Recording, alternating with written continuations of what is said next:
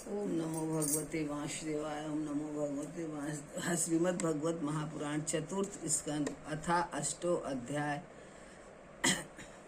पृथ्वी दोहन।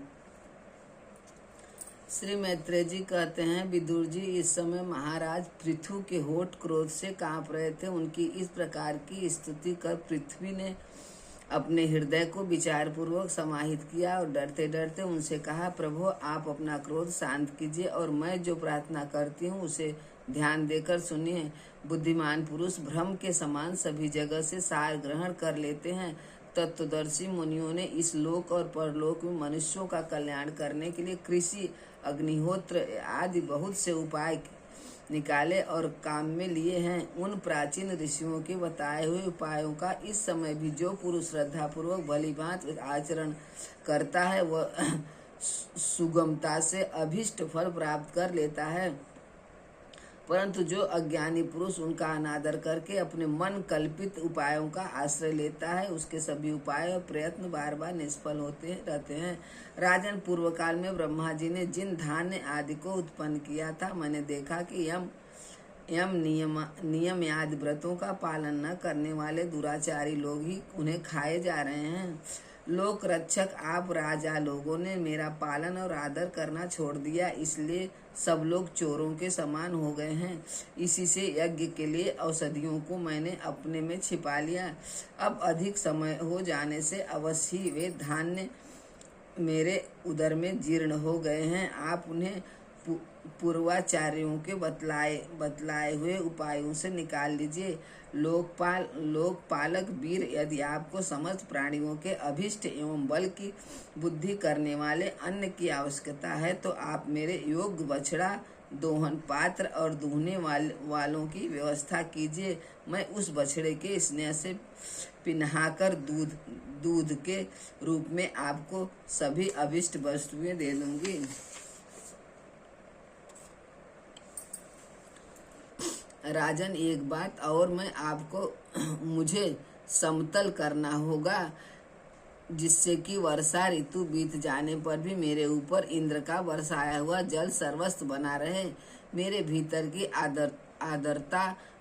आदरता सूखने न पाओ, यह आपके लिए बहुत मंगल कारक होगा। पृथ्वी के कहे हुए ये प्रिय और हितकारी वचन स्वीकार कर महाराज पृथु ने स्वयंभू मनु को बछड़ा बना अपने हाथ में ही समस्त धान्यों को दूह लिया। पृथु के समान अन्य विज्ञजन भी सब जगह से सार ग्रहण कर लेते हैं, अतः उन्होंने भी पृथु जी के द्वारा बस में की हुई वसुंधरा से अपनी अपनी अभिष्ट वस्तुएं दूह ली।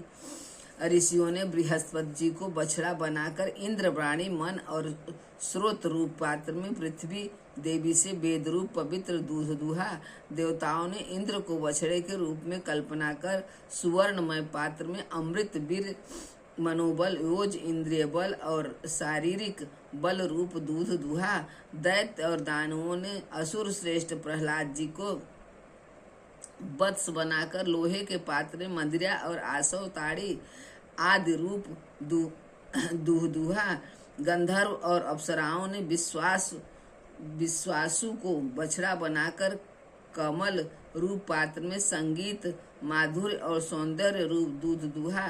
श्राद्ध के अधिष्ठाता महाभागा पितृगण ने अर्मा नाम के पितरीश्वर को वत्स बनाया तथा मिट्टी के कच्चे पात्र में श्रद्धा पूर्वक कव्य पितरों को अर्पित किए जाने वाला अन्य दूध दूहा। फिर कपिल देव जी को बछड़ा बनाकर आकाश रूप पात्र में सिद्धों ने अणिमादि अष्ट सिद्धि तथा विधाधरों ने आकाश गमन आदि विद्याओं को दूहा। किम पुरुषादि अन्य मायावियों ने मैदानों को बछड़ा बनाया तथा अंतर्धान होना, विचित्र रूप धारण कर लेना आदि संकल्पमय मायाओं को दुग्ध रूप से दूहा। इसी प्रकार यक्ष, राक्षस तथा भूत पिशाच आदि मांसाहारियों ने भूतनाथ रुद्र को बछड़ा बनाकर कपाल रूप पात्र में रुधिरा 100 रूप दूध दूहा। बिना फन वाले सांप फन वाले सांप, नाग और बिच्छू आदि विषैले जंतुओं ने तक्षक को बछड़ा बनाकर मुख रूप पात्र में विष रूप दूध दुहा। पशुओं ने भगवान रुद्र के वाहन बैल को वत्स बनाकर वन रूप पात्र में तृण रूप दूध दुहा। बड़ी बड़ी दाढ़ों वाले मांसभक्षी जीवों ने सिंह रूप बछड़े के द्वारा अपने शरीर रूप पात्र में कच्चा मांस रूप दूध दुहा। गरुण जी को वत्स बनाकर पक्षियों ने कीट पतंग आदि चर और फलादि अचर पदार्थों को दुग्ध रूप से दुहा। वृक्षों ने बट को वत्स बनाकर अनेक प्रकार का रस रूप दूध दुहा। और पर्वतों ने हिमालय रूप बछड़े के द्वारा अपने शिखर रूप पात्रों में अनेक प्रकार की धातुओं को दुहा। पृथ्वी तो सभी अभिष्ट वस्तुओं को देने वाली है और इस समय वह पृथु जी के अधीन थी, अतः उससे सभी ने अपनी अपनी जात के मुखिया को बछड़ा बनाकर अलग अलग पात्रों में भिन्न भिन्न प्रकार के पदार्थों को दूध के रूप में दुह लिया। कुरुश्रेष्ठ विदुर जी, इस प्रकार पृथु आदि सभी अन्य भोजियों ने भिन्न भिन्न दोहन पात्र और वत्सों के द्वारा अपने अपने विभिन्न अन्य रूप दूध पृथ्वी से दुहे। इससे महाराज पृथु ऐसे प्रसन्न हुए कि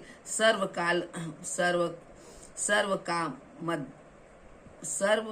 काम मधुहा पृथ्वी के प्रति उनका पुत्री के समान स्नेह हो गया और उसे उन्होंने अपनी कन्या के रूप में स्वीकार कर लिया। फिर राजाधिराज पृथु ने अपने धनुष के नोक से पर्वतों को फोड़कर इस सारे भूमंडल को प्राय समतल कर दिया। वे पिता के समान अपनी प्रजा के पालन पोषण की व्यवस्था में लगे हुए थे। उन्होंने इस समतल भूमि में प्रजा वर्ग के लिए जहाँ तहाँ यथा योग्य निवास स्थानों का विभाग किया। अनेकों गांव, कस्बे, नगर, दुर्ग, अहिरों की बस्ती, पशुओं के रहने के स्थान, छावनियाँ, खाने, किसानों के गांव और पहाड़ों की तहलटी के गांव बसाए। महाराज पृथु से पहले इस पृथ्वी तल पर पूर्व ग्राम आदि का विभाग नहीं था। सब लोग अपने अपने सुविधे के अनुसार बैठक के जहाँ तहाँ बस जाते थे।